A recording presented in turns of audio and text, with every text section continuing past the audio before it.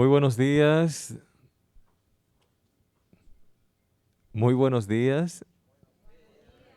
Con la mascarilla se escucha también, ¿verdad que sí? Bienvenidos todos a esta inauguración de la séptima jornada científica COVID-19, una pandemia que también afecta a los niños. Gracias, complacido de que ustedes estén aquí con nosotros.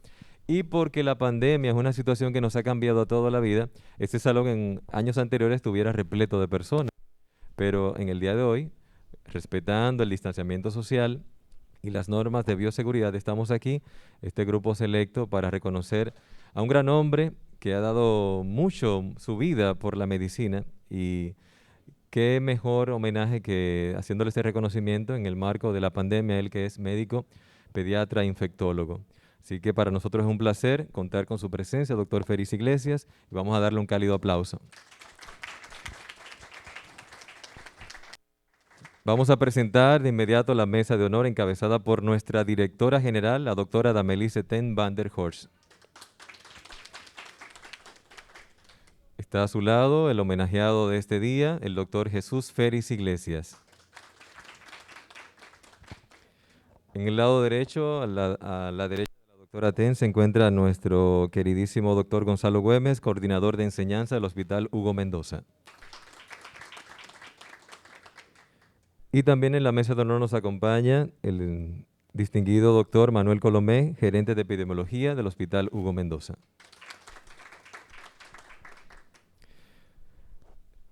Vamos de inmediato a darle la palabra a nuestra directora general, Damelise Ten van der Horst, para que nos dé las palabras de bienvenida de esta jornada que siempre nos mantiene en ánimo, expectativa, porque para eso nos dedicamos, a la enseñanza, a la investigación, y realmente es interesante estas actividades que se realizan cada año. Doctora, la recibimos con un cálido aplauso. Gracias, José Luis.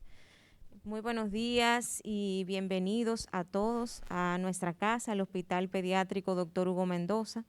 Eh, gracias, doctor, por estar aquí presente, por apoyarnos siempre en todas las actividades que hacemos y especialmente en la parte académica, en la parte científica y de investigación. Para nosotros, como inicio e inauguración de esta jornada científica, es un honor rendirle este homenaje y dedicarle esta jornada de este año, la séptima jornada científica COVID-19, una pandemia que también afecta a niños, a este gran hombre que es un dominicano, que es pediatra, infectólogo, maestro de la medicina, investigador emérito, proveniente de la tierra de las estrellas orientales, de la tierra de la caña de azúcar, de los peloteros más famosos a nivel mundial, una persona que hace un trabajo social importante, el alumno para mí más aventajado de nuestro querido doctor Hugo Mendoza, con quien también guardó una estrecha relación de amistad.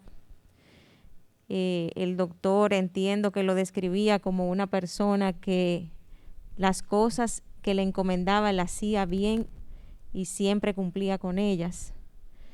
Destacado investigador de la República Dominicana, cuyos estudios de investigación han impactado en la pediatría de la República Dominicana, como el uso indiscriminado de antibióticos, cómo afecta en la terapia en los niños, reconocido internacionalmente como investigador, maestro de la medicina, maestro de la pediatría, y el Hugo Mendoza se siente gratamente honrado en distinguir el día de hoy al doctor Jesús Félix Iglesias.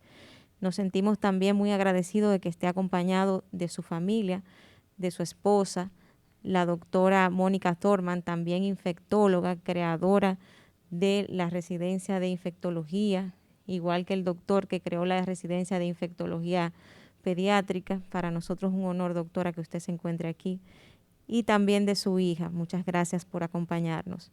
También tenemos el honor de que nos acompañen dos grandes maestras de la infectología dominicana, que los pediatras que estamos aquí sabemos que en los años que pasamos por el Robert Reed tuvieron gran incidencia en la formación nuestra como pediatra, que son la doctora Virgen Gómez. Un aplauso para la doctora.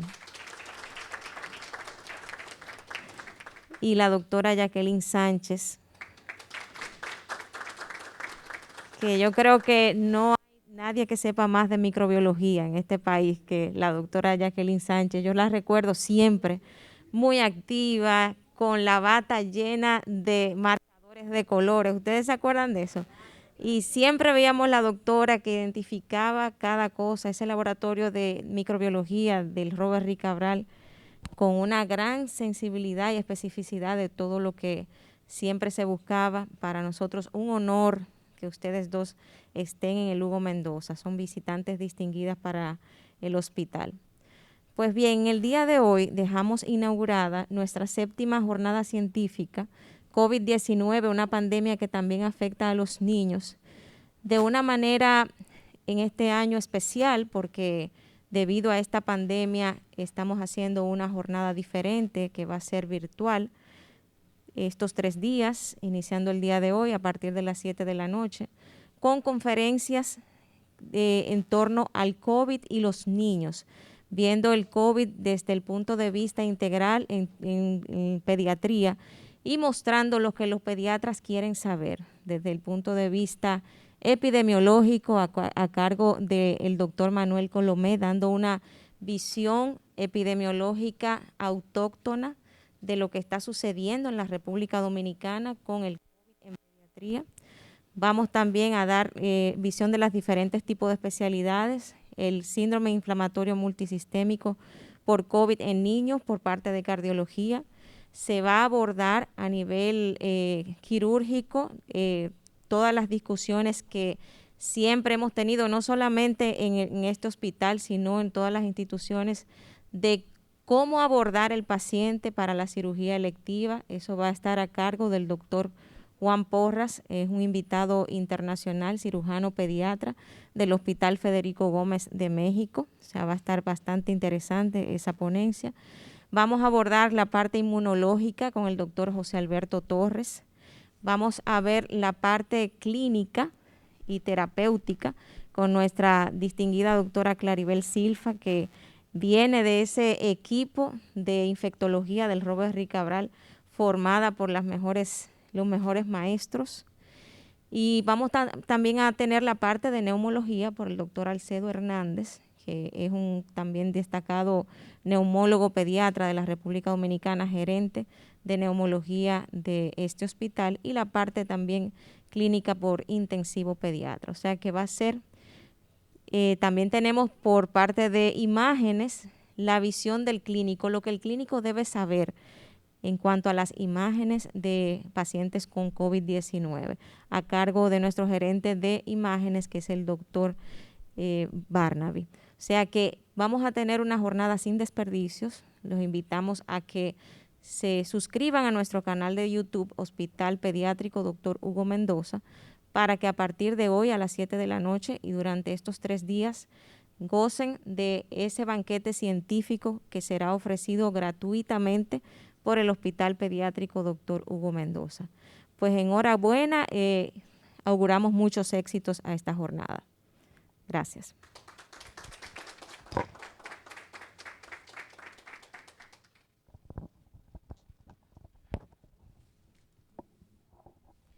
Era la doctora Damelice Ten van der Horst, directora general de nuestro Hospital Pediátrico Dr. Hugo Mendoza. Y vamos a conocer un poco de la vida de nuestro homenajeado el día de hoy, en esta jornada, 7ª jornada científica, COVID-19, una pandemia que también afecta a los niños. Vamos a ver esta presentación, así que atentos todos a este video para conocer un poco de la vida del doctor Félix Iglesias.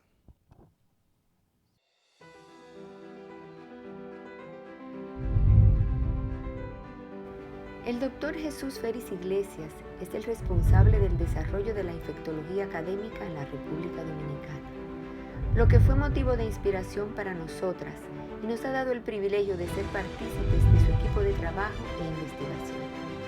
Con él aprendimos a recorrer el camino de la honestidad, la importancia del trabajo en equipo, humanización y dedicación en el cuidado de la salud de cada niño o niña que acude a nuestro hospital infantil Dr. Robert Rick Cabral. Reconocer su trayectoria, al igual que la del Dr. Hugo Mendoza, es un compromiso para el bien de las futuras generaciones de pediatras. Gracias, Dr. Félix, por su ejemplo de sabiduría e integridad. Reciba nuestra eterna gratitud. Chabela, Jacqueline, Virgen, Ilma y Josefina. Alili, la verdad que tú has sido un abuelo muy único y especial.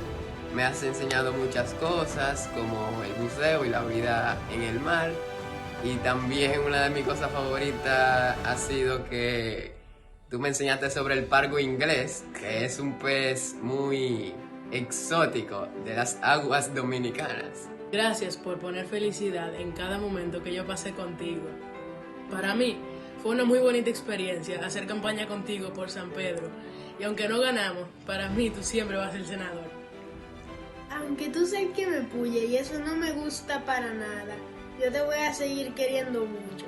Una de las razones por la cual yo admiro a mi abuelo es que una persona que me ha enseñado la importancia de la honestidad y me lo ha enseñado mediante su trayectoria, ya que desde sus inicios siempre ha sido una persona que ha trabajado para servirle a los demás sin esperar nada a cambio para beneficio propio, ya que en todo lo que hace, sin importar la edad, lo hace bien y con mucha alegría, y es algo que todos nosotros admiramos, ya que cada vez que llega a un lugar o está con nosotros siempre nos transmite alegría, y realmente por eso a mi abuelo lo admiro, lo quiero y lo aprecio mucho y espero ser como él. Un cálido aplauso para el doctor Jesús Félix Iglesias.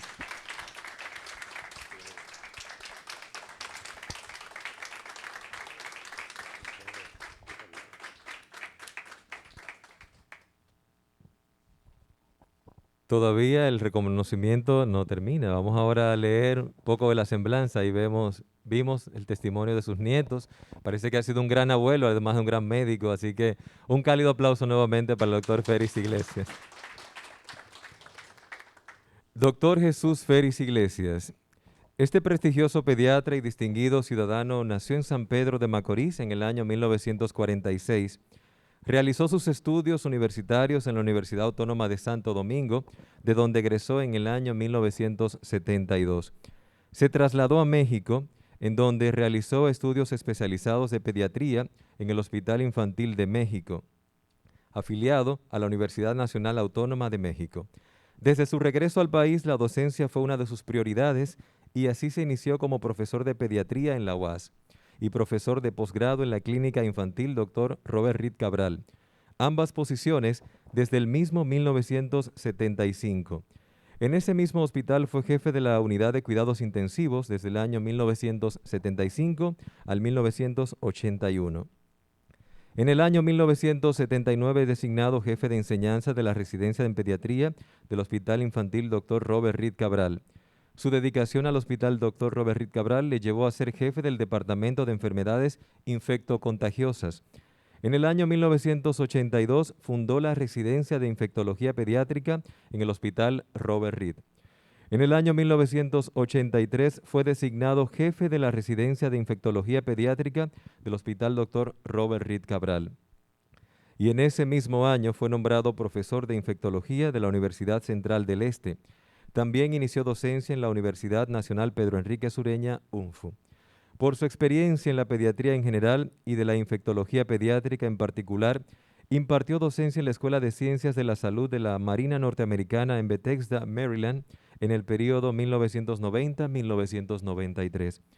En el año 1990 fue también nombrado como jefe de la Cátedra de Pediatría de la Universidad Autónoma de Santo Domingo, y desde el 2006 es profesor titular de pediatría en esa universidad. El doctor Félix Iglesias es miembro del Colegio Médico Dominicano, de la Sociedad Dominicana de Pediatría, de la Asociación Dominicana de Investigaciones Pediátricas, de la Academia Americana de Pediatría y de la Asociación Mexicana de Profesores de Pediatría, entre otras membresías. Fue fundador y presidente y primer presidente de la Sociedad Dominicana de Infectología en el año 1989. Su intensa labor docente, gremial y clínica en el campo de la pediatría y de la infectología le han hecho merecedor de múltiples reconocimientos, tales como Maestro de la Pediatría Dominicana, miembro de la Academia de Ciencias de la República Dominicana, Pediatra del 2009, Premio Federico Gómez, otorgado por la Sociedad Mexicana de Pediatría, así como receptor en el 2010 del Premio Burtis Breeze, otorgado por la Sociedad Americana de Enfermedades Pediátricas Infecciosas.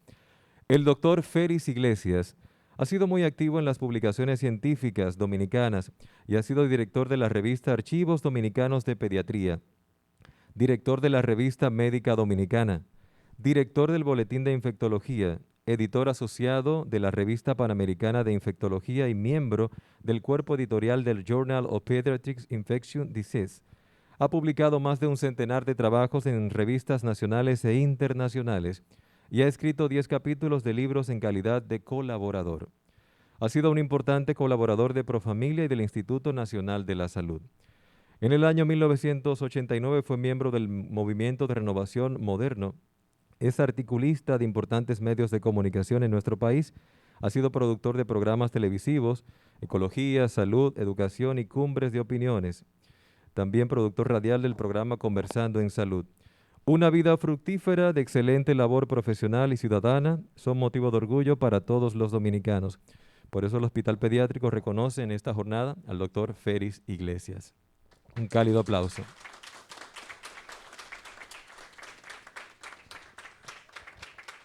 Doctor, los homenajes continúan porque su larga trayectoria así lo amerita. Queremos invitar a nuestra queridísima doctora Silfa, que también tiene un testimonio que mostrarle sobre el agradecimiento que le tiene como maestro y como pediatra infectólogo. Decir o mencionar al doctor Félix Iglesias, es decir, integridad, calidad, sapiencia, un hombre preparado, con conocimientos científicos increíbles, que cuando vean la presentación, alguien me preguntó, ¿por qué tú tienes esa imagen ahí? Yo decía lo siguiente, y van a ver por qué. Doctor, me queda grande el zapato.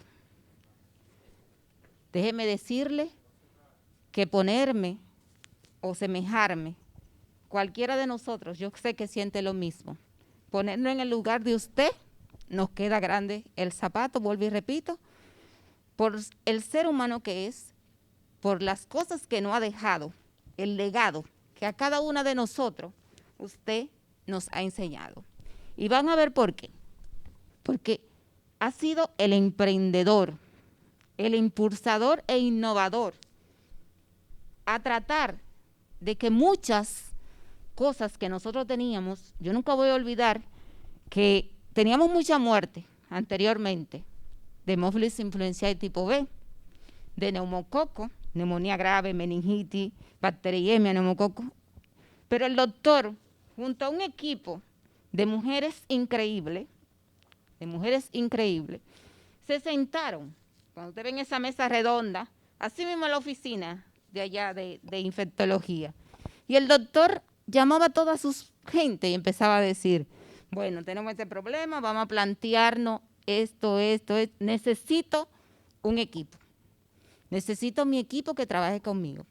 Señores, y el doctor y el equipo llevaron todas esas inquietudes a nuestro gobierno central para nosotros poder adquirir lo que fue la vacuna del hemófilis influenzae tipo B y neumococo. Yo me siento súper orgullosa y ese zapato me va a quedar grande, siempre. ¿Qué otra cosa? Investigador, ni decirlo. Yo me puse a ver la semblanza del doctor, digo yo, increíble. Que Dios lo bendiga siempre. Y que todavía falta mucho para poder darnos y enseñarnos. Ha sido maestro en todos los sentidos. Reconocido, yo creo que han mencionado todos los reconocimientos que ha tenido el doctor. Pero para mí es un orgullo yo haber salido de la escuela de infectología y hablar de una persona íntegra como el doctor Félix Iglesias. Ha sido reconocido por todas las universidades, hasta por la MESI, fue reconocido sus aportes en la investigación. Maestro de maestro. Perdón si me faltan fotos, yo sé que me faltan. El doctor formó mujeres, en la mayoría mujeres, digo mujeres porque la mayoría de las mujeres de infectología pediátrica somos mujeres. Hay muy pocos varones, somos mujeres. Y de verdad, doctor, simplemente a nosotras nos toca agradecerle, darles las gracias por todo el esfuerzo, porque yo me siento enormemente agradecida y honrada de pertenecer a la parte de infectología pediátrica y que usted haya sido el maestro de maestro. Muchas gracias y bendiciones.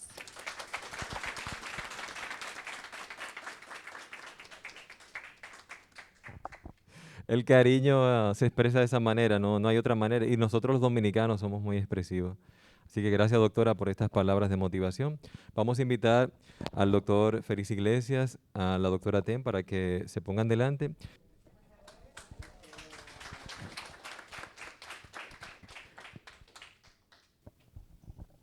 El Hospital Pediátrico Dr. Hugo Mendoza reconoce al Dr. Jesús Félix Iglesias, maestro de la medicina y de la pediatría de nuestro país, por sus aportes a la salud y el bienestar de los niños, niñas y adolescentes y el desarrollo científico-tecnológico de la República Dominicana, dado el 2 de noviembre del año 2020. Felicidades, doctor.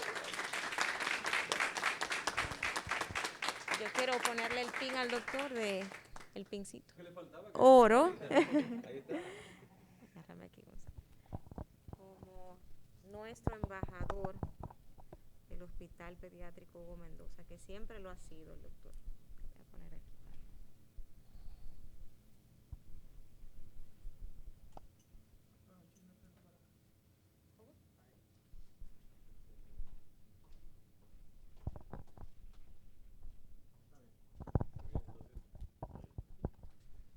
Volvamos a los dos asientos y doctor, para que nos dirija unas palabras.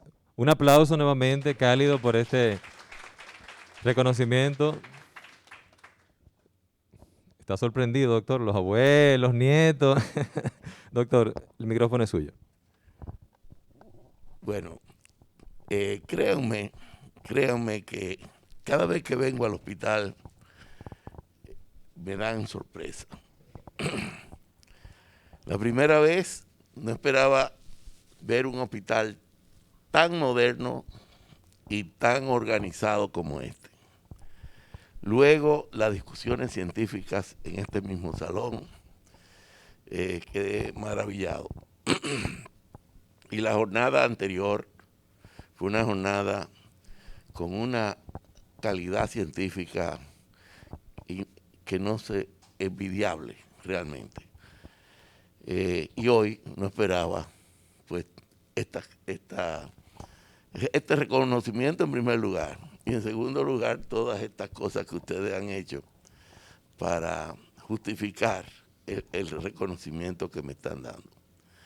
Verdaderamente me siento muy agradecido, muy honrado con lo que ustedes han hecho conmigo. Pero les quiero decir algo.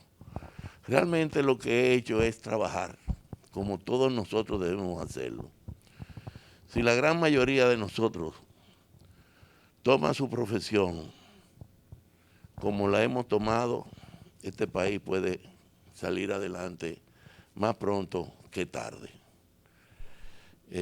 Y ustedes es un ejemplo de eso.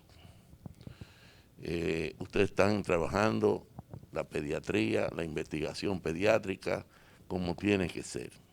Y yo eso se lo felicito y cuenten conmigo cada vez que ustedes quieran que yo colabore con ustedes.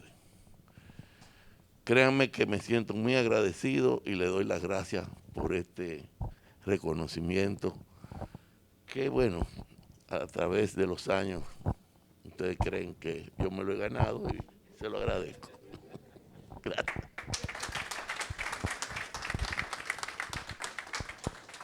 Honor a quien honor merece. Luego de este homenaje al doctor Félix Iglesias, vamos a continuar con nuestro programa de actividades en esta jornada científica dedicada a la COVID-19 y pasamos con nuestro queridísimo doctor Gonzalo Güemes para que continúe con la presentación de los charlistas.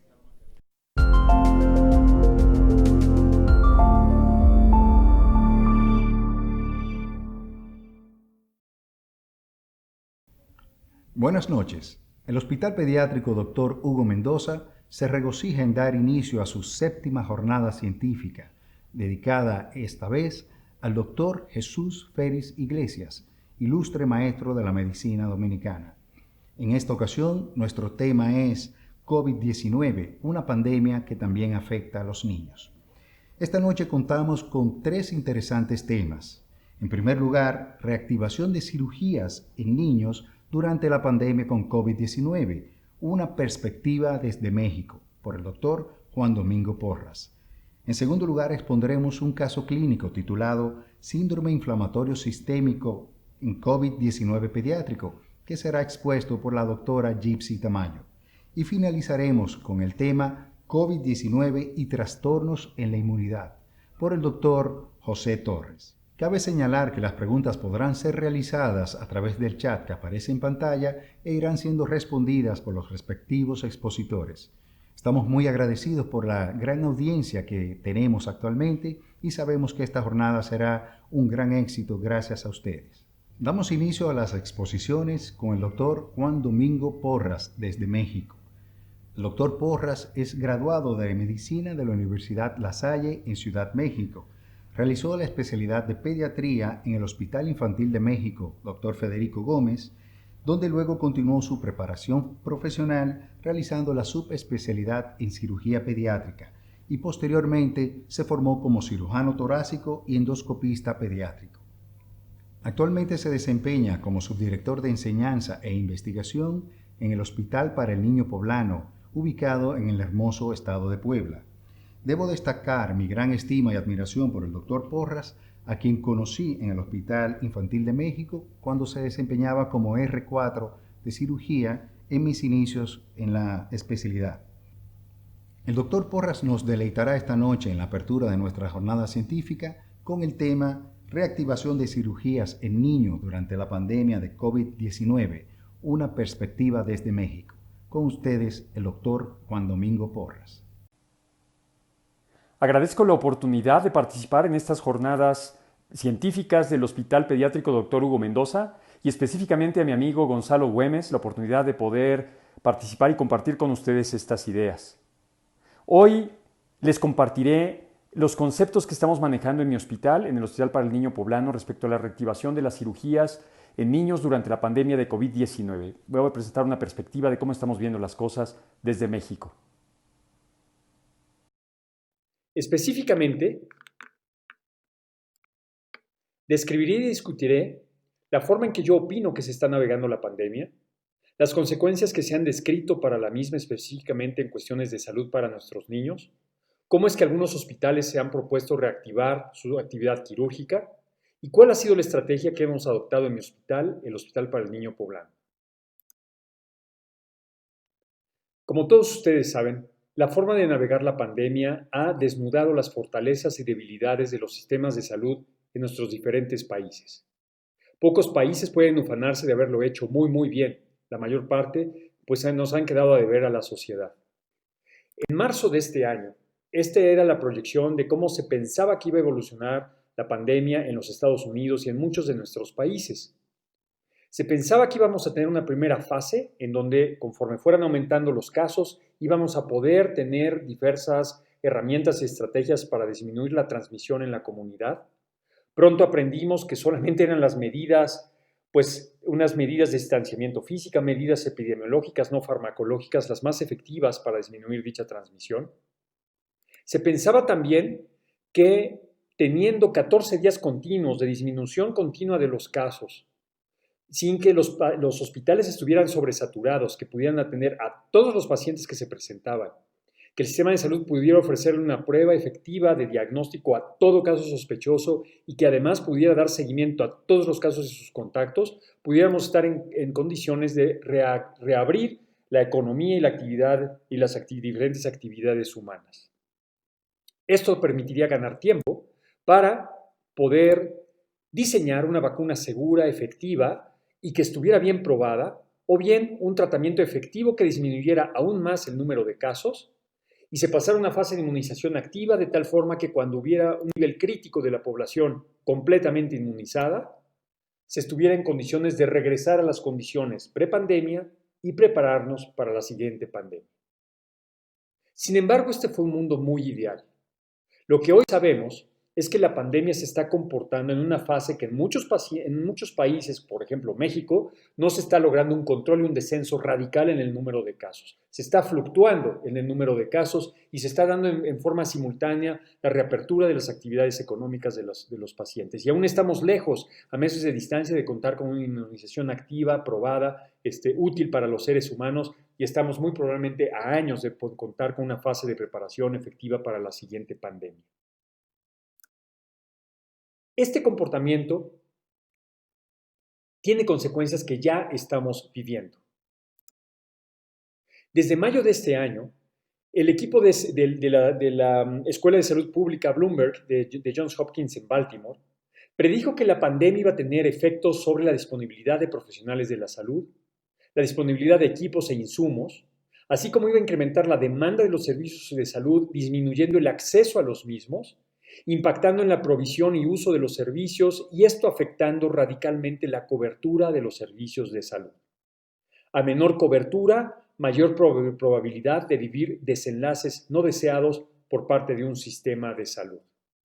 Y vean ustedes, en las proyecciones respecto a qué tanto se afecte la cobertura por el sistema de salud, ya sea una disminución leve, moderada o grave, este es el número de muertes que estaremos viviendo o que ya estamos viviendo por mes en menores de 5 años de edad en los diferentes países. Aquí tienen ustedes las proyecciones para un país como Bolivia, Argentina y México en un escenario optimista, realista y pesimista. Ya estamos viviendo en México más de 540 a 1,660 muertes por mes en menores de 5 años de edad. Y esto condicionado por la forma en que se está poniendo en jaque a la disponibilidad y uso del sistema de salud. Por lo tanto, es importante reactivar, ir abriendo también las actividades del sistema de salud, específicamente en los hospitales, y una actividad importantísima para mantener la salud de las personas es que se puedan reactivar las cirugías. ¿Cómo hacerlo? Ante una dinámica tan caótica, tan impredecible como la que estamos viviendo, ¿cómo poder dominar, tratando de disminuir la transmisión y al mismo tiempo estar viviendo las siguientes 3 fases para poder proteger tanto a los pacientes como al personal de salud que los atiende? La verdad, no sabemos. No tenemos idea de cómo es que esto se puede hacer con metodología científica. Las respuestas que estamos ensayando son respuestas en base a prueba y error. Una de ellas, que me parece muy útil y muy buena, y sobre la cual basamos nuestra estrategia en el Hospital para el Niño Poblano, fue la comunicada por el conglomerado presbiteriano de Nueva York, en donde han unido fuerzas en la operación de sus hospitales, la Universidad de Columbia y de Cornell. La alta dirección de este conglomerado hospitalario se ha planteado para la reactivación de sus diferentes áreas, por un lado, responder con precisión qué es lo que necesitan los pacientes, y por otro lado, responder con precisión cómo lograr que todo el personal de salud, que todos los involucrados en el proceso de atención estemos seguros. Ellos han propuesto la formación de equipos de reapertura para la consulta externa, para el laboratorio y gabinete, cirugía, urgencias, terapias intensivas, las áreas de hospitalización, toda la actividad académica que tenga involucrado residentes y los elementos de administración y recursos humanos de los hospitales. Han utilizado 5 principios clave para diseñar la estrategia. El primero de ellos es tener muy claro qué zonas se van a reabrir, cuál es en cada una de esas zonas el balance entre seguridad y necesidad ideal para que pueda ser segura la reapertura. El segundo principio clave es contar con elementos para poder identificar qué personas son portadoras del coronavirus, incluso en fase asintomática, ya sean pacientes o colaboradores dentro del sistema de salud. Y para eso pues tenemos 5 estrategias básicas. 2 de ellas que son gratis, nada más hay que hacerlas y hay que aplicarlas estratégicamente y con efectividad, como un interrogatorio intencionado para síntomas de COVID, y la investigación sistemática de las probabilidades de contacto epidemiológico con pacientes positivos a COVID, Pruebas de serología para COVID-19 que son más útiles después de los 14 días de exposición al virus. Las pruebas de PCR para COVID-19 que son más útiles en los primeros 14 días post-exposición y especialmente cuando uno va a practicar una cirugía en los 3 días subsiguientes a la práctica de la prueba. Y alguna prueba de imagenología, específicamente un ataque de tórax, que es la más sensible para identificar alteraciones en la anatomía del parénquima pulmonar, pero pudiendo usar también ultrasonidos o una radiografía de tórax. La tercera estrategia es estandarizar el proceso previsita. Poder aplicar antes de que el paciente se presente en el hospital un interrogatorio intencionado para COVID-19, sus probabilidades de contacto epidemiológico, cuál es la necesidad real de la consulta, esto se puede hacer por un tamizado telefónico o por videollamada o a distancia, escalonar los horarios en los que se presente el paciente al hospital o a las áreas de consulta externa y ya una vez presente en el área, hacer tamizado de temperatura. El cuarto principio clave es tener muy claramente establecidas dentro de las instalaciones del hospital rutas preestablecidas en donde cada persona dentro del hospital le queda claro cuál es la probabilidad de que en esa ruta se encuentre con coronavirus. Este es el resumen de la propuesta de estrategia de protección y seguridad que hicimos para nuestro hospital. Como todos los hospitales, es muy importante tener áreas protegidas en donde las personas y los pacientes en esas áreas están libres de COVID, son zonas verdes. Zonas amarillas, donde la probabilidad existe de que el paciente esté contagiado por COVID, pero todavía no se tienen los resultados de las pruebas. Y zonas rojas, donde el paciente claramente tiene síntomas de COVID o ya es positivo para COVID y tiene condiciones muy, muy graves que implican la emisión de aerosoles y es muy peligroso estar en esas zonas. Para cada una de las zonas, el hospital debe garantizar que se cuentan con los equipos de protección personal correctos por zona. Para las zonas verdes, las amarillas que deben incluir por lo menos un N95 y unos buenos gogles y careta, o zonas rojas que implican ya la vestimenta específica, tanto de colocación como retiro, de trajes de bioseguridad Tyvek y de todo el resto del indumentario. Tomando en cuenta estos 5 aspectos, en nuestro hospital diseñamos la estrategia de reactivación de la actividad quirúrgica. En nuestro hospital tomamos la decisión de que la estandarización de cada fenómeno que ocurre dentro del hospital y que lo siguiéramos todos pudiera ser la mejor forma de mantenernos seguros y protegidos. Es decir, que la estandarización es nuestra principal fortaleza y nuestra principal arma de defensa contra el COVID. Decidimos adoptar este enfoque del Presbiteriano de Nueva York, en donde teníamos muy claro qué es lo que los pacientes necesitan, cómo lograr que todos nuestros colaboradores estemos seguros y cuantificar el riesgo. Y no solamente cuantificarlo, sino también controlarlo. Para lograr estos aspectos, propusimos 4 elementos. 1, un interrogatorio específico para síntomas COVID-19. Efectuar pruebas de PCR para COVID-19. En nuestro hospital no estamos haciendo pruebas de serología, no tenemos ni los insumos, ni los recursos, ni montadas las técnicas en nuestro laboratorio para poder hacerlo. Pero sí nos están facilitando el poder hacer algunas pruebas de PCR y también los pacientes están colaborando para poderlas conseguir.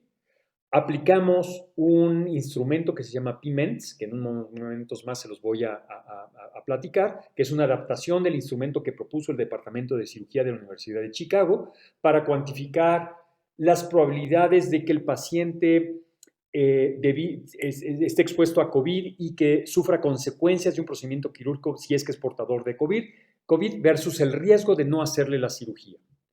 Y por último, usar una lista de triage de procedimientos quirúrgicos propuestos por el Colegio Americano de Cirujanos en marzo de este año.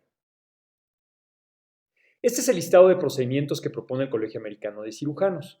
Los que están marcados en verde en nuestro hospital los estamos operando independientemente del resultado de las pruebas de COVID.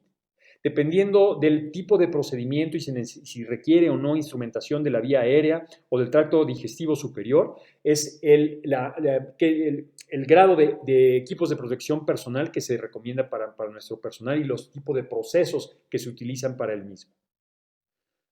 Estamos operando obstrucciones intestinales, perforaciones, trauma, isquemia, malformaciones congénitas complejas, que no se puede postergar su atención quirúrgica, apendicitis agudas y cuerpos extraños tanto vía aérea como vía digestiva.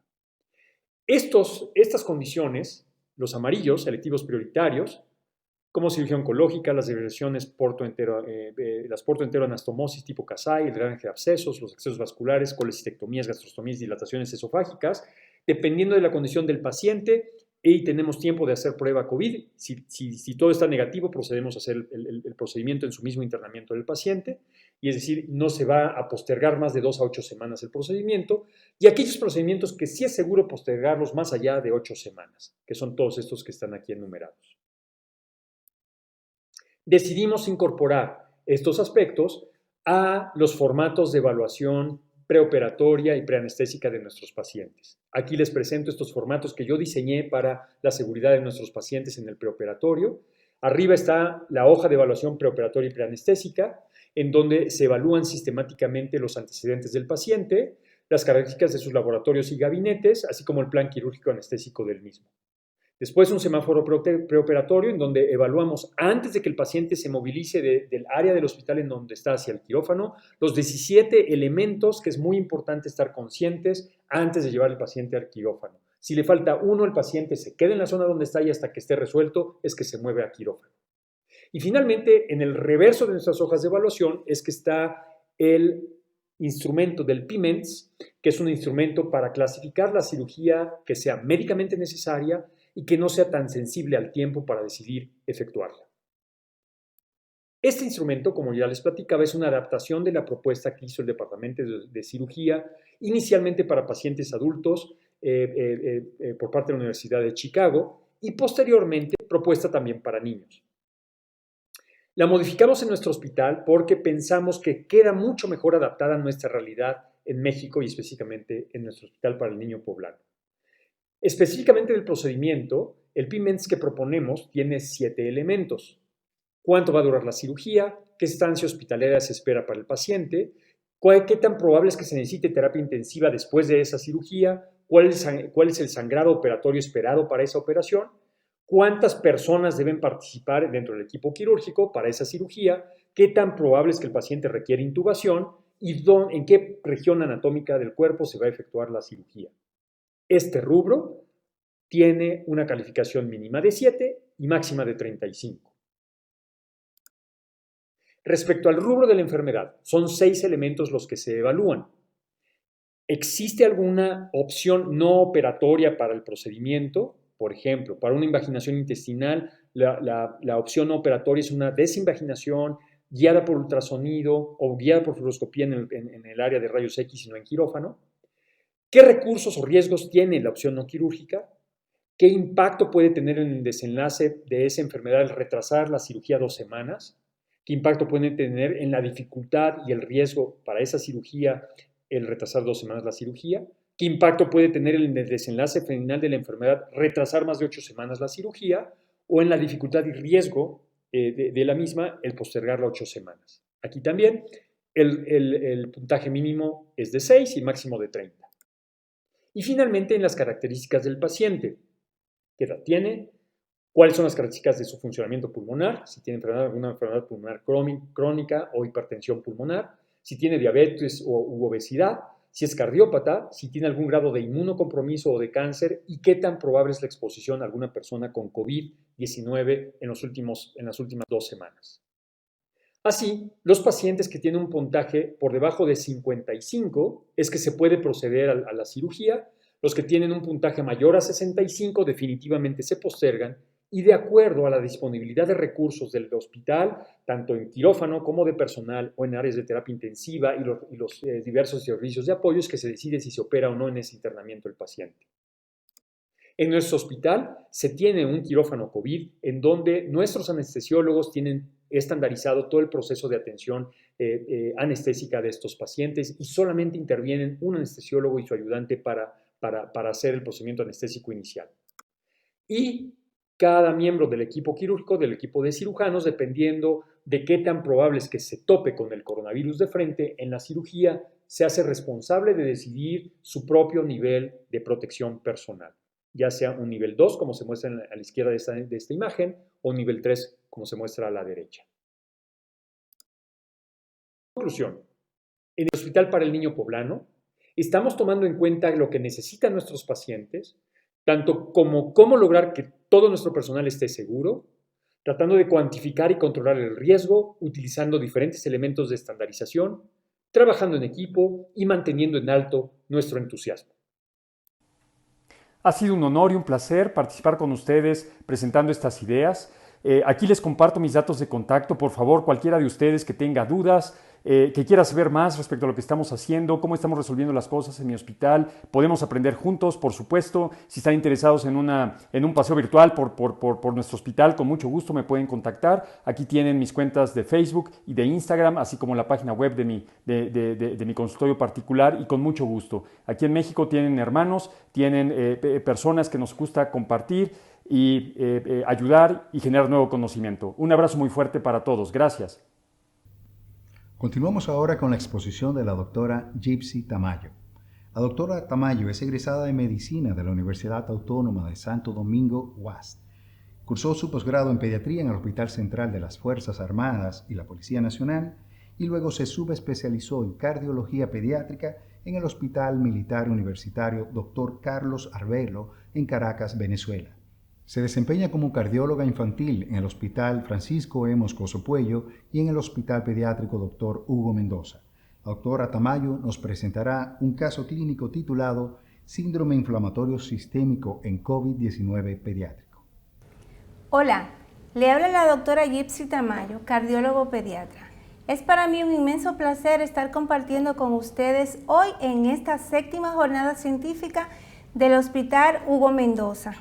En esta ocasión le traigo un caso clínico, síndrome multiinflamatorio sistémico pediátrico asociado a la COVID-19.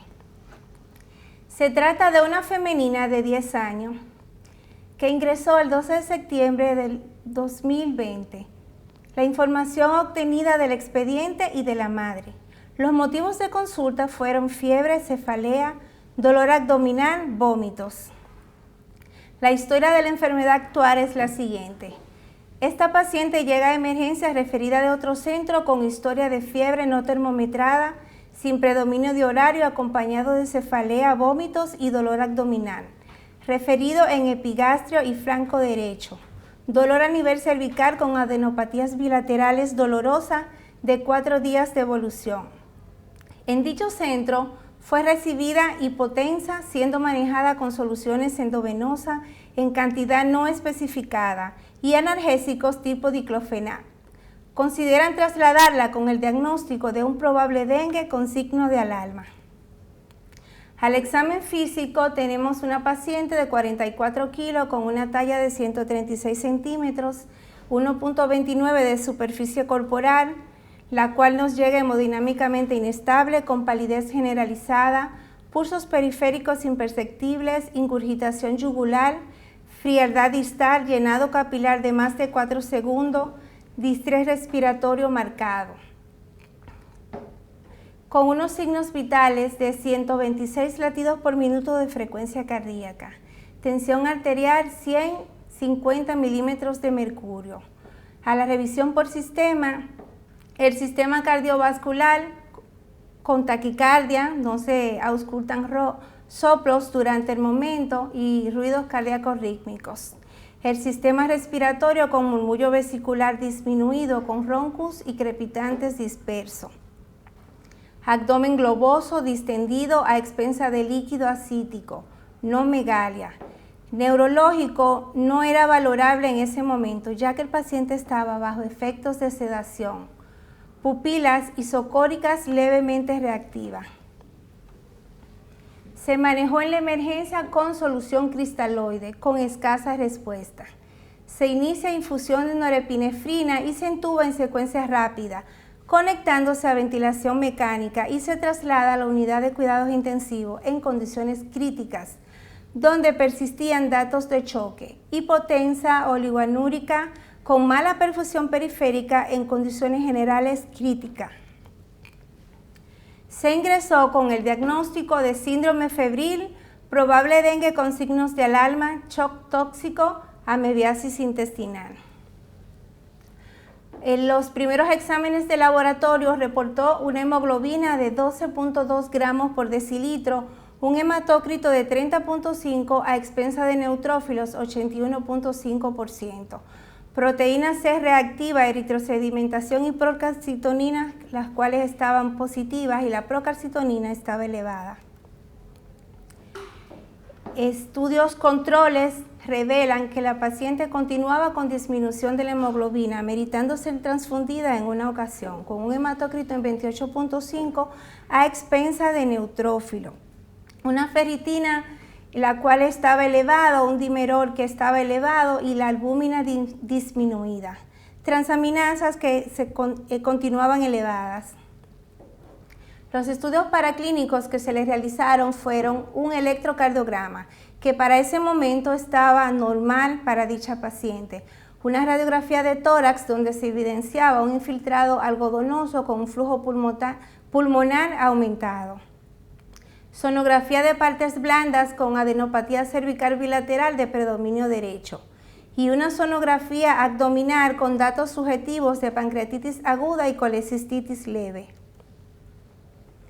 El ecocardiograma reportó un derrame pericárdico leve, disfunción leve del ventrículo izquierdo para una fracción de eyección de 48%, una fracción de acortamiento de un 24%, una dilatación de cavidad izquierda, ligera dilatación de la coronaria izquierda y la conclusión fueron datos subjetivos de miocarditis.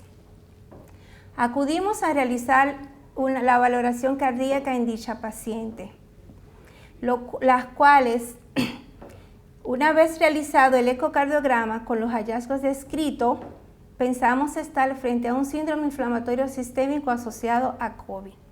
Las recomendaciones dadas para ese momento fueron metilprednisolona 30 miligramos por kilo y inmunoglobulina 2 gramos por kilo y realizar PCR para COVID. Una vez nos llegan los resultados del test para COVID, el cual estaba positivo tanto la IgG como la IgM. Se manejó con antipirético, fluidoterapia, antibioterapia en las primeras 48 horas con ceftriaxona para luego rotarse a meropenem, inmunoglobulina, corticoides y enoxaparina de bajo peso molecular. Dicha evolución de la paciente fue la siguiente. Ella permaneció por espacio de 14 días, durante los primeros 9 días se mantuvo en condiciones críticas, realizando múltiples complicaciones como parada cardiorrespiratoria, la cual fue revertida física y farmacológicamente. Ameritó transfusión sanguínea en una ocasión, presentó hemorragia pulmonar e injuria renal. Posteriormente fue egresada a sala clínica, donde se mantuvo por espacio de 5 días con evolución clínica y cardiovascular favorables y marcadores cardíacos en descenso. Posteriormente fue egresada con los diagnósticos de síndrome inflamatorio sistémico asociado a la COVID-19 resuelto, con seguimiento por cardiología en 2 semanas y aspirina. Discusión del caso. El COVID-19 en niños es generalmente asintomático. Sin embargo, el 1% de los casos desarrollan manifestaciones graves. En abril del 2020, en el Reino Unido, Europa y Estados Unidos, reportaron en niños una enfermedad parecida a la enfermedad de Kawasaki incompleto y al shock tóxico.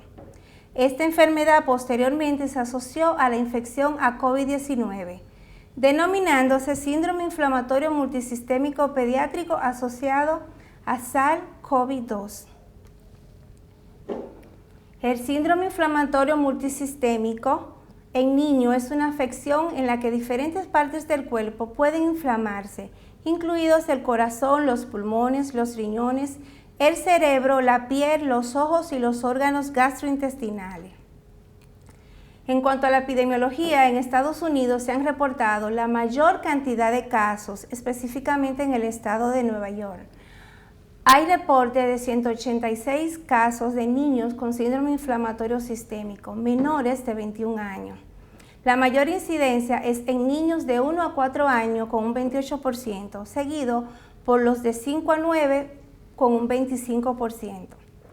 El 80% de los casos terminó en la UCI pediátrica y afortunadamente solo el 2% fallecieron. En nuestro país se conoce la enfermedad desde el 16 de mayo del 2020, cuando un niño de 10 años llega a la emergencia de su comunidad presentando fiebre, dolor muscular, dolor articular, dolor abdominal, vómitos, evacuaciones diarreicas, lengua roja y erupción en región anterior del tórax, miembros superiores e inferiores. Una vez se le realiza el test para COVID, sale PCR positivo tanto para IgG como IgM. A nivel nacional, en la actualidad, hay 27 casos reportados con síndrome inflamatorio sistémico. Es más frecuente en el sexo masculino y en el rango de edad de 10 a 19 años.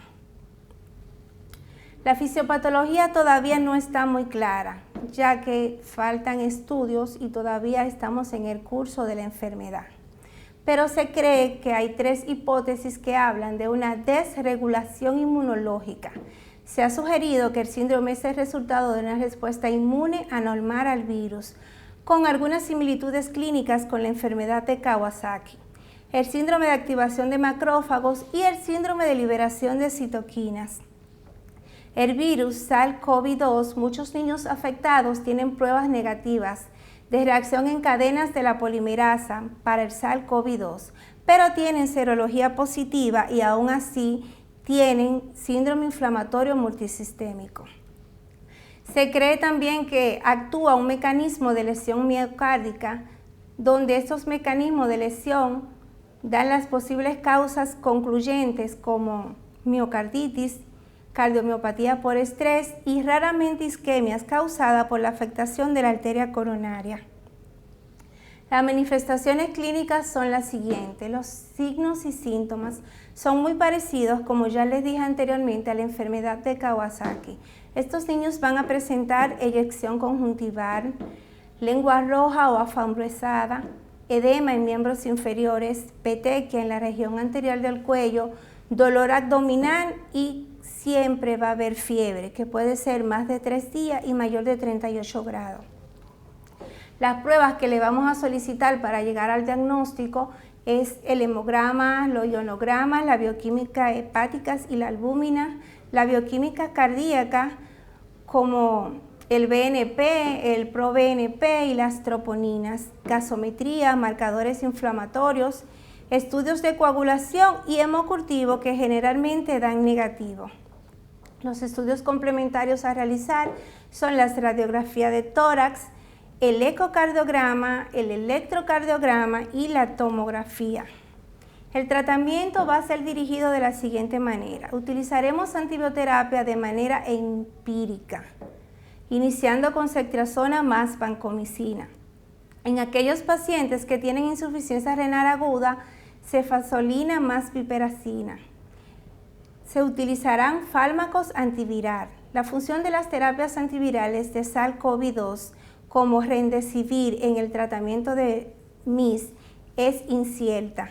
El uso de estos agentes antivirales se limita a niños con manifestaciones graves. Y la terapia antitrombótica estará limitada a aquellos pacientes que una vez se le hayan hecho las pruebas de dimerol D, estas estén hasta 6 veces elevadas por encima de su valor normal, el cual debe ser menor de 500. Y los glucocorticoides. Estos pacientes van a presentar disfunción cardíaca. Durante la fase inflamatoria aguda de la enfermedad, los niños con afección cardíaca pueden presentar arritmias, así como bloqueo AB y compromiso hemodinámico. La monitorización cardíaca continua es fundamental para que las arritmias se detecten y traten rápidamente y a tiempo. Los pacientes con disfunción del ventrículo izquierdo importante se tratan con diuréticos intravenosos y agentes inotrópicos como mirrinona, dopamina y dobutamina. El seguimiento por cardiología será de la siguiente manera. Si estos niños tienen un corazón normal sin alteración de las arterias coronarias, ellos se les realizará un ecocardiograma control de 1 a 2 semanas. Si tienen alguna alteración como ectasia coronaria o disfunción, se les realizará en 72 horas y se repetirán igualmente los marcadores cardíacos. En aquellos pacientes que tienen aneurisma gigante se les solicitará una angiografía cardíaca. ¿Con qué vamos a hacer el diagnóstico diferencial? Pues en nuestro país, sobre todo, debemos hacerlo con dengue, ya que este es endémico, con la sepsis bacteriana, con la enfermedad de Kawasaki, con el síndrome shock tóxico, con otras infecciones virales como Epstein-Barr, citomegalovirus, adenovirus y enterovirus, lupus eritematosos sistémicos y vasculitis. Debemos de establecer diferencia entre el síndrome inflamatorio sistémico y la enfermedad de Kawasaki.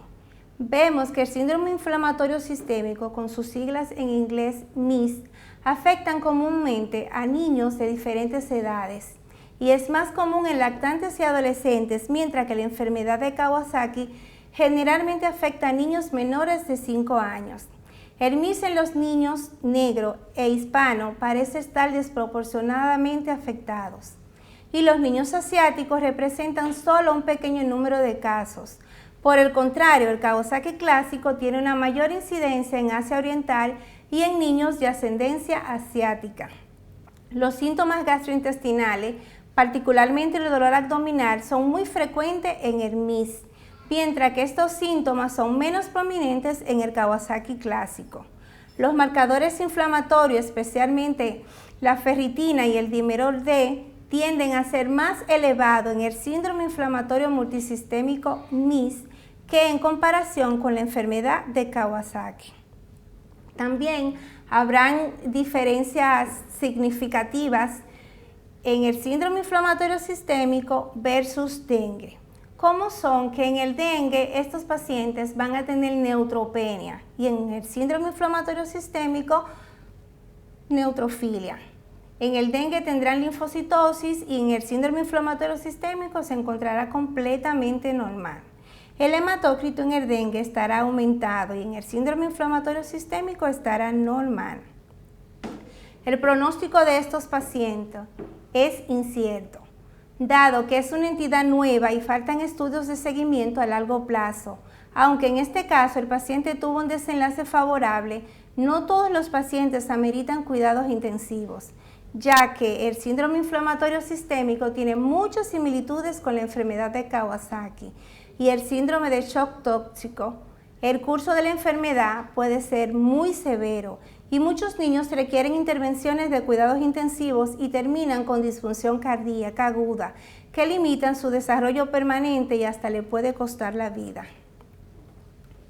Resumiendo, el síndrome inflamatorio sistémico se caracteriza por parecerse a la enfermedad de Kawasaki y al síndrome de shock tóxico. Los casos pueden requerir el ingreso a la unidad de cuidados intensivos para mejor manejo ventilatorio y cardíaco, pero también pueden ser, en los casos leves, ser manejados ambulatoriamente. Las pruebas de reacción en cadena de la polimerasa para el SARS-CoV-2 pueden ser positivas o negativas y se pueden presentar hasta semanas después de la infección a COVID. El reconocimiento temprano y la derivación a un especialista son esenciales, incluso para cuidados críticos si se justifica. Concluiremos que los casos de síndrome multisistémico inflamatorio pediátrico generalmente pueden ocurrir desde niños recién nacidos como en adolescentes y estos ameritan un manejo multidisciplinario. Los signos y síntomas a nivel cardíaco son más agudos en el síndrome inflamatorio sistémico MIS que en el Kawasaki clásico. Los datos de tromboembolismo pulmonar y aneurisma de las coronarias son característicos del síndrome inflamatorio sistémico asociado a la COVID-19. Los biomarcadores incluidos los niveles de PCR, ferritina, troponina pueden ser útiles para predecir la progresión de la enfermedad. Muchas gracias. Finalizamos la jornada del día de hoy con la disertación del doctor José Torres. El doctor José Alberto Torres Hernández se graduó de Medicina en la Universidad Nacional Pedro Enríquez Ureña, UNFU, en Santo Domingo. Luego cursó la especialidad de alergología de adultos e infantil en el Hospital Universitario Fundación Jiménez Díaz y en el Hospital Universitario Niño Jesús en Madrid, España. Es miembro activo de diferentes sociedades, tanto nacionales como internacionales, de alergología e inmunología. El doctor Torres nos presentará el tema COVID-19 y trastornos de la inmunidad. Hola, en el día de hoy vamos a hablar del COVID-19 y trastornos de la inmunidad. Para diciembre del año pasado comenzaron a aparecer casos de síntomas gripales de aparente letalidad en la localidad de Wuhan, en el gigante asiático, en China.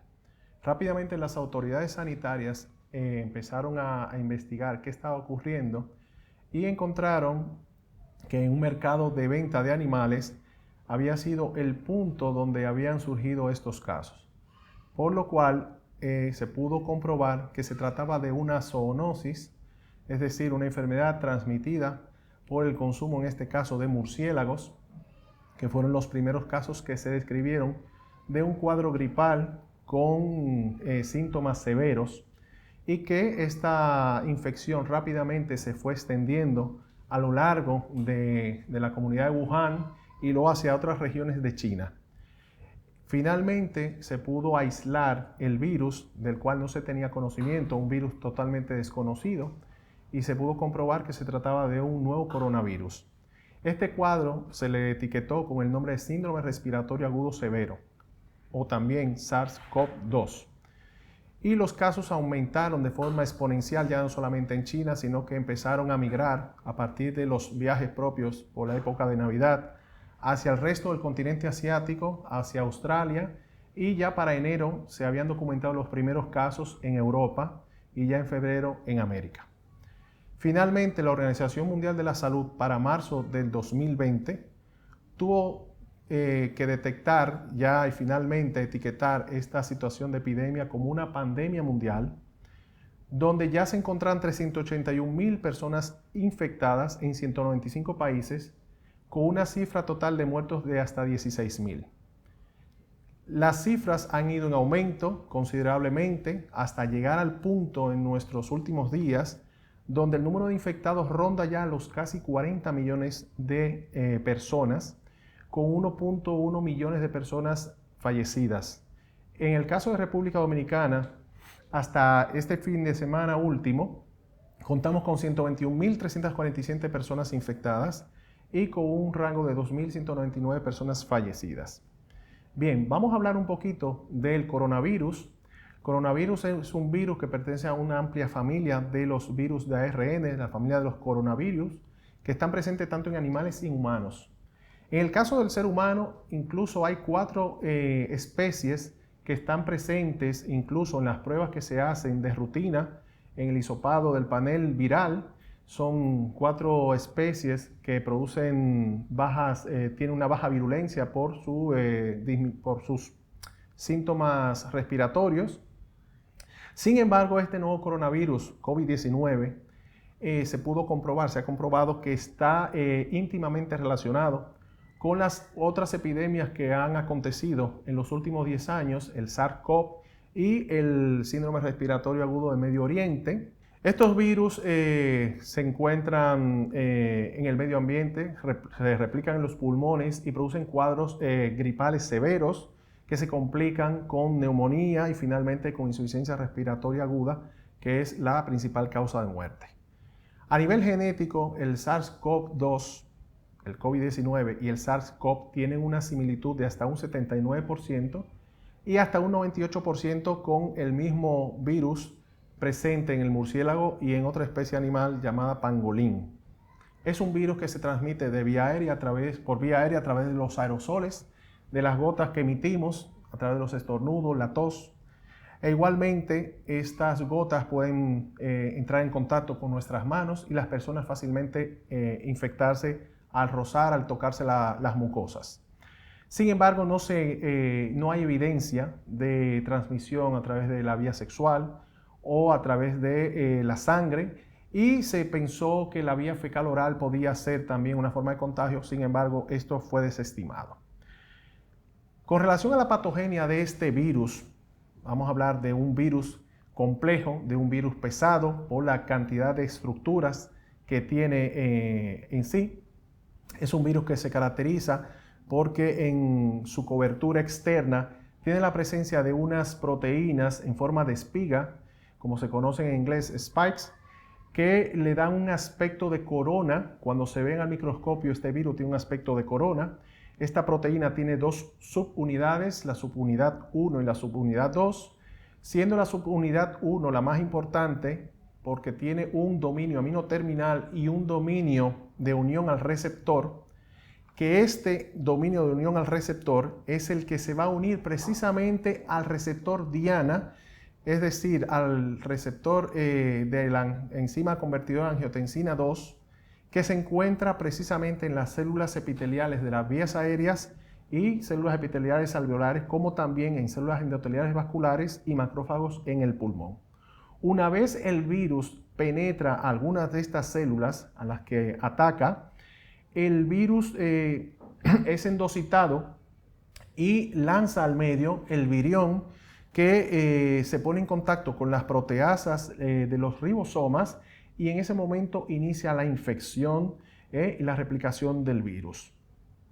Entonces, esta infección va a producir lo que conocemos en la respuesta inmune como una tormenta de citoquinas, donde aparecerán hasta 20 citoquinas distintas produciendo daño inflamatorio en los tejidos, sobre todo respiratorios, y característicamente llamamos la atención de unos niveles elevados de interleuquina 6.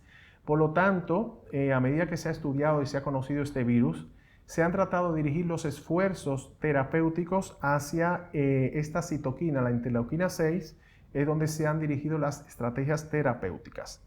Una vez iniciada esta disregulación de citoquinas que va a invadir los tejidos, particularmente el respiratorio, esto va a conllevar a que haya una alta muerte celular programada, también llamada piroptosis, en respuesta a esta acción de las citoquinas que ocurre contra virus citopáticos como lo que lo es el coronavirus.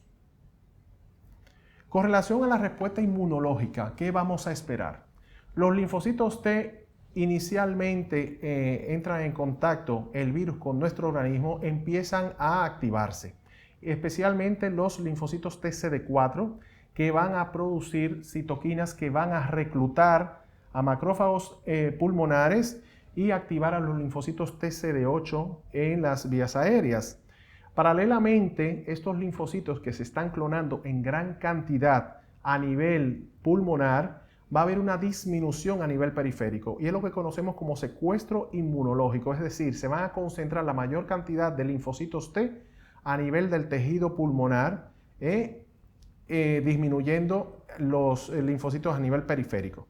Esto conllevará a que estos linfocitos llegue el momento que se cansen o entren en un estado de exhaustación, como se conoce, y de esta manera van a reducir su potencialidad de clonación. Por lo tanto, al no clonarse va a haber un fallo en la respuesta inmune, lo cual va a conllevar a que la enfermedad sea severa. Y hoy día igualmente lo que se busca es que las estrategias terapéuticas sean destinadas para estimular y mantener los linfocitos T con sus citoquinas específicas de la manera que podamos mantener nuestra respuesta inmune de manera activa. Sin embargo, a pesar de esta acción de los linfocitos T, pues también el sistema inmunológico tiene la oportunidad de producir linfocitos T de memoria en los pacientes recuperados, que pueden durar hasta 2 años después de la infección. Del mismo modo, en cuanto a la inmunidad tumoral, los linfocitos B empiezan a producirse paralelamente junto a los linfocitos T en la misma primera semana de infección. Ya se habla que a partir del 4º a 8º día ya los anticuerpos tipo IgM empiezan a sintetizarse y a producirse contra la nucleoclápside del virus, produciendo la neutralización del mismo. Entonces estos anticuerpos lo que van a buscar es neutralizar precisamente la proteína S, que es la que se va a unir a los receptores de angiotensina 2, que ya hemos mencionado que es el receptor diana, el cual va a dar inicio a la infección. Del mismo modo, ya a las 3 semanas vemos como ya presentamos unos anticuerpos de tipo IgG, anticuerpos neutralizantes, donde ya la infección ha dado curso a la aparición de estos anticuerpos, que incluso podemos encontrar en el suero de los pacientes convalecientes y que se ha utilizado de hecho como terapia en el tratamiento, lo que conocemos como inmunidad pasiva, con aparentes buenos resultados. Sin embargo, se han podido reportar algunos pacientes que han padecido la enfermedad y que se han recuperado, que han vuelto a reinfectarse. Sin embargo, eso está aún en estudio, no se sabe realmente la causa. Con relación a la fisiopatología de la infección por coronavirus 19, vemos cómo esta enfermedad se manifiesta con la misma severidad, la misma gravedad que inicialmente que el SARS-CoV, ¿verdad? Donde en este caso en particular la reducción en la expresión de los receptores de angiotensina 2 en las células pulmonares va a dar el traste con todo lo que es la parte respiratoria del paciente, y del mismo modo esto va a alterar el sistema renina-angiotensina-aldosterona, que influye a nivel de la presión arterial y del equilibrio de los líquidos electrolitos, conllevando a que los pacientes puedan terminar con insuficiencia renal aguda. Cuando nos fijamos en por qué los pacientes mayores suelen ser los que más con mayor propensión se infectan, estamos pensando en que su sistema inmunitario está envejecido. Por lo tanto, ya la agresividad no solamente depende del virus, sino también del sistema inmune del huésped y de la edad. Y esto así porque el microambiente que se encuentra en los pulmones se encuentra envejecido. Por lo tanto, las células de defensa que tenemos allí, entre ellas células dendríticas que son las encargadas de presentar este virus al linfocito T, es incapaz ya de madurar, es incapaz de migrar hacia los órganos linfoides secundarios, donde hace el encuentro con los linfocitos T. Por lo tanto, va a haber una activación defectuosa y la respuesta inmunológica no se va a desarrollar de forma normal. Sin embargo, sucede todo lo contrario en los niños, que tienen un sistema inmunológico totalmente sano, joven, donde a pesar de que puedan ser portadores con altos títulos del virus, no tienen los síntomas graves que presentan las personas adultas. De hecho, en estudios que se han hecho, se ha podido comprobar que en personas menores de 18 años presentan más del 50% de los infectados presentan síntomas leves o asintomáticos, y menos de un 6% de los niños desarrollarán síntomas graves.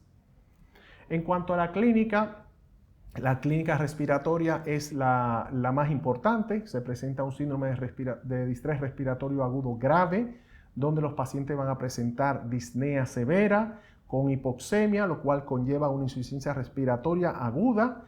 Esto sumado al efecto inflamatorio ocasionado por esta tormenta de citoquinas, que va a producir daño alveolar difuso, la muerte celular de las células respiratorias, la presencia de membrana hialina e incluso hasta edema agudo de pulmón. Finalmente, los pacientes mueren hasta en un 70% de las ocasiones por insuficiencia respiratoria aguda, que lamentablemente ni siquiera con intubación ni con respiración a través de ventilación mecánica asistida es capaz de estos pacientes recuperarse.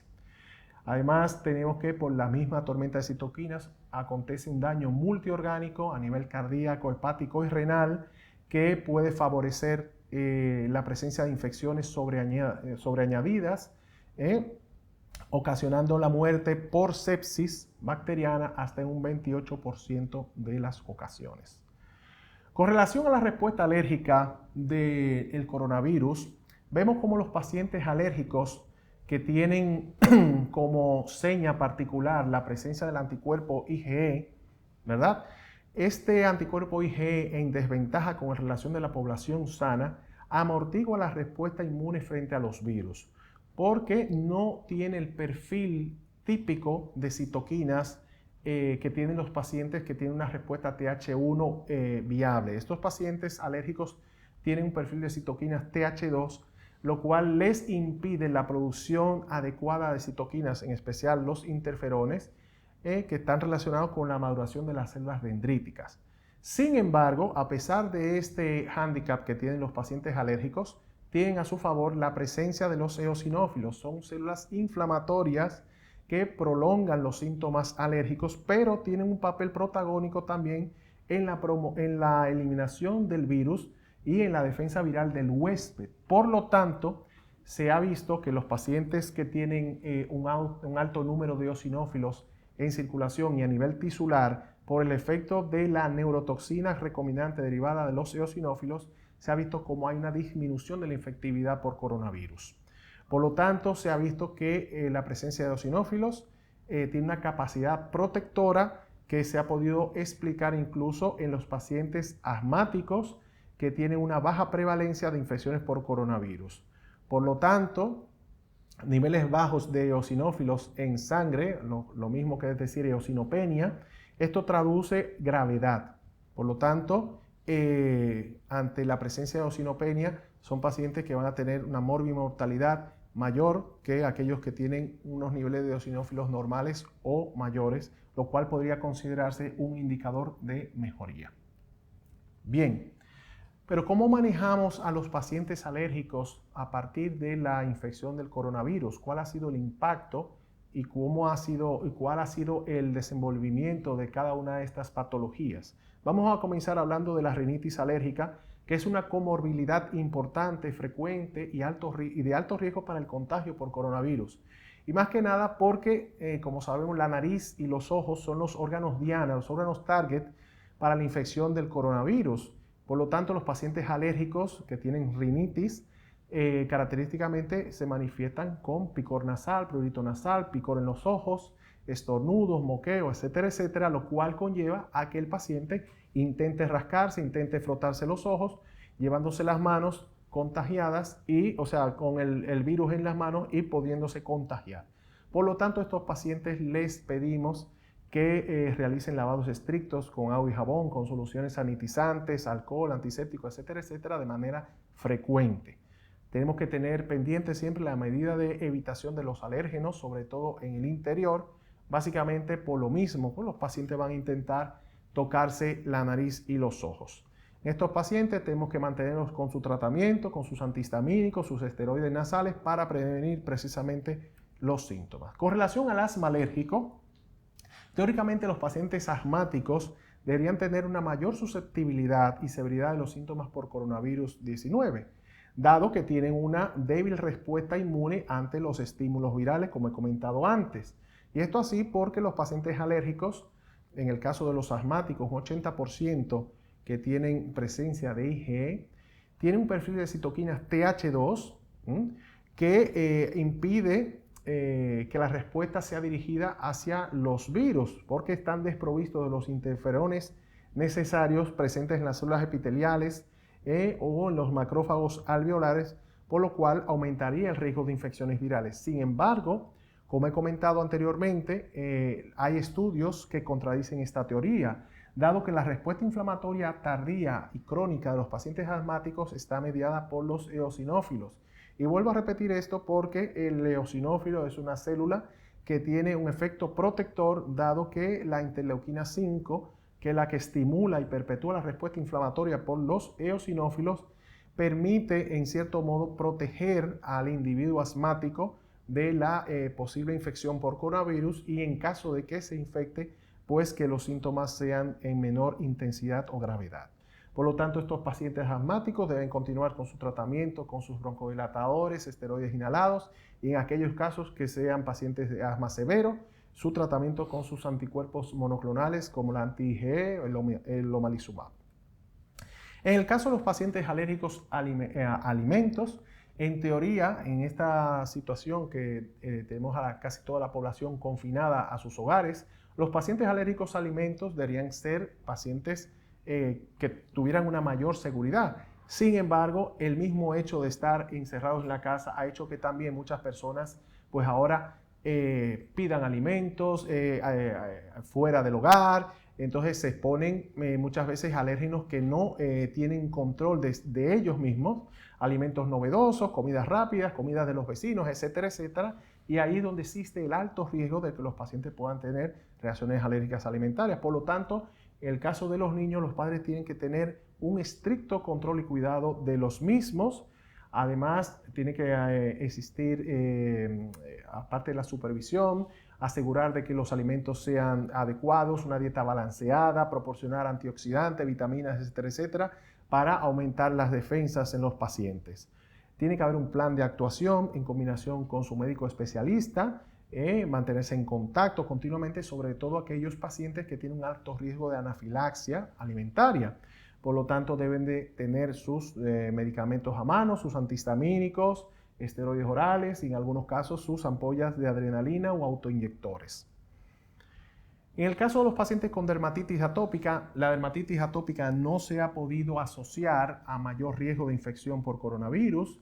Por lo tanto, estos pacientes, a pesar de que, digamos, tienen un margen de seguridad, no podemos dejar pasar que el cuidado de la piel debe mantenerse. Sin embargo, en este caso, los pacientes con dermatitis atópica, a diferencia del resto de la población, deben de evitar el lavado constante de manos, el uso de soluciones antisépticas, sanitizantes o alcohol o cualquier otra sustancia, por el hecho mismo de que son sustancias irritantes. Y estos pacientes que ya de por sí tienen una piel sensible, desprovista de las proteínas y grasas naturales, si a esto añadimos este tipo de sustancias, pues le vamos a favorecer la irritación. Por lo tanto, lo que se recomienda siempre es el uso de lociones o cremas hidratantes con una alta carga de lípidos, mantener la higiene en el hogar, evitar exponerse en áreas que estén limpiando en la casa. Igualmente la alimentación tiene que ser balanceada, aportar vitamina D. Estos pacientes que están dentro de la casa, pues obviamente no reciben la luz solar adecuada. Hay que mantener una buena hidratación, evitar los alimentos ricos en colorantes, conservantes. Y en el caso de pacientes que reciban inmunosupresores y esteroides orales que estén en alto riesgo de infección por coronavirus, se recomienda suspenderlos temporalmente. Sin embargo, los pacientes que están recibiendo tratamiento con anticuerpos monoclonales como el dupilumab no debe de interrumpirse, ya que su interrupción favorecería, en dado caso, el riesgo de contagio por coronavirus.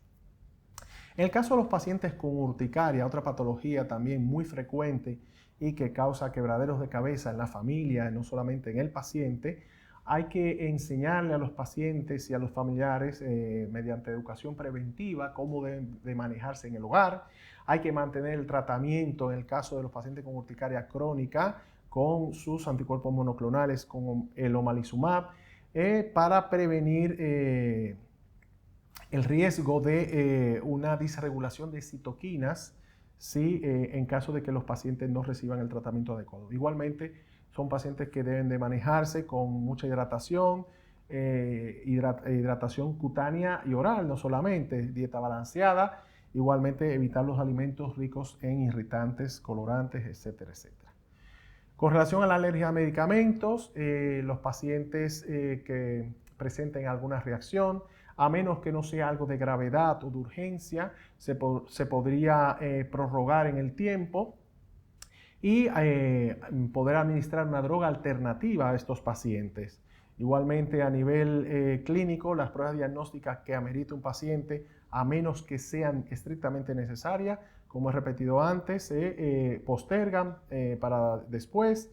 Y en dado caso de necesitarse un estudio de medicamentos a nivel hospitalario, los estudios de provocación deben de realizarse por el personal entrenado en las facilidades seguras y cumpliendo los protocolos de seguridad.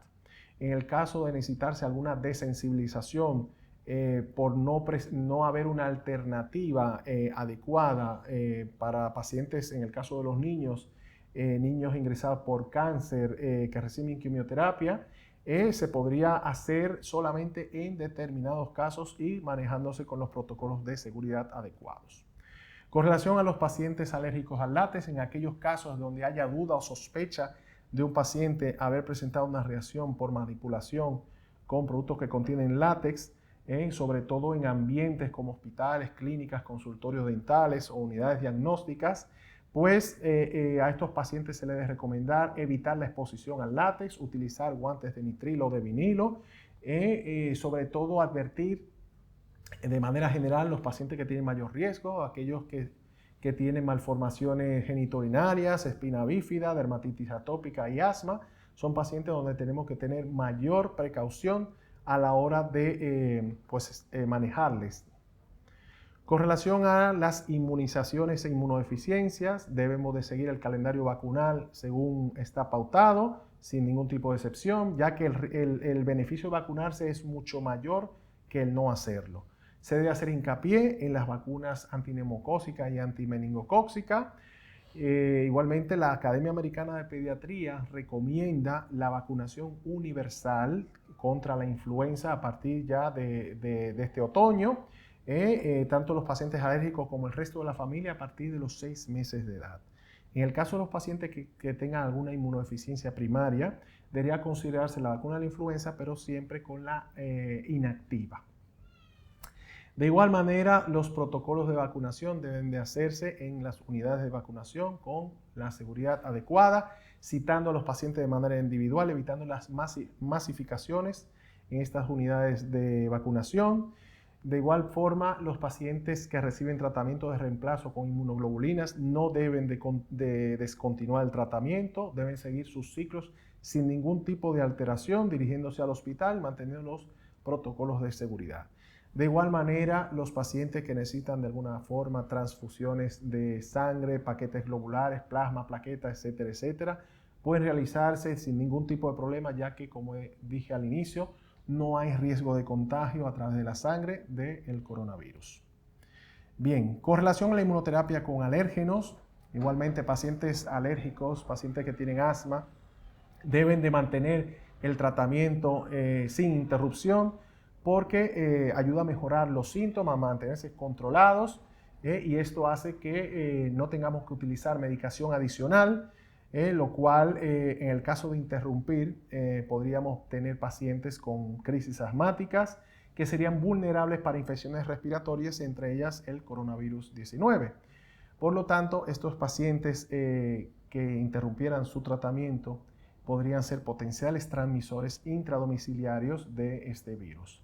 Solamente se interrumpirá las vacunas, la inmunoterapia con alérgenos, pacientes asmáticos, en el caso de que haya contagio, se haya evidenciado contagio y el paciente presente síntomas respiratorios propios del coronavirus 19 o pacientes que hayan sido contagiados por el COVID pero que se encuentren asintomáticos. Solamente en esas dos condiciones se suspendería.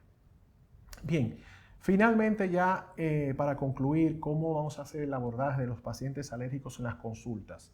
Lo más importante es evitar la masificación a nivel de los centros hospitalarios. El estudio y el diagnóstico tiene que hacerse en base a los protocolos de seguridad establecidos por la autoridad de salud de cada país para prevenir el esparcimiento del virus. Las pruebas y procedimientos que no sean urgentes se pueden postergar, se pueden reprogramar para más adelante. De igual manera, los pacientes en los consultorios deben manejarse solamente acompañados por un familiar. En lo posible, evitaremos el contacto directo con el paciente.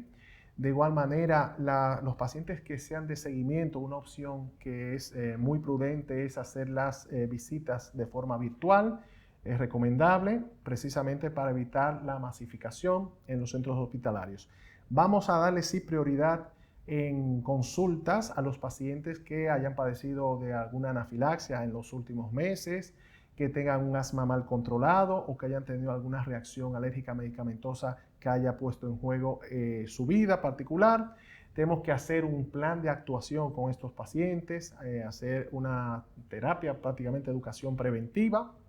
En el caso de los pacientes inmunosuprimidos, vamos a manejarlo, como he dicho antes, con los protocolos de seguridad, administrándoles su medicación cada vez que le toque y vamos a darle seguimiento a los pacientes con inmunoterapia para alérgenos.